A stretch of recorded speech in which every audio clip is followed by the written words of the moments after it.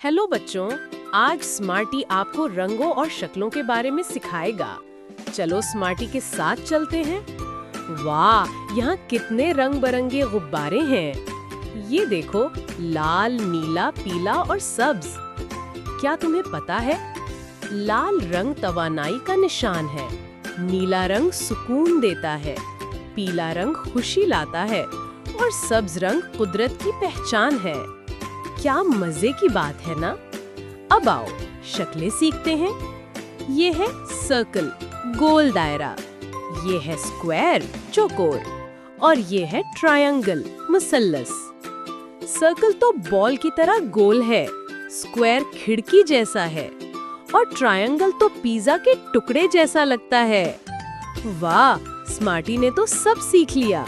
अब तुम भी अपने इर्द गिर्द देखो और रंगों और शक्लों को पहचानो।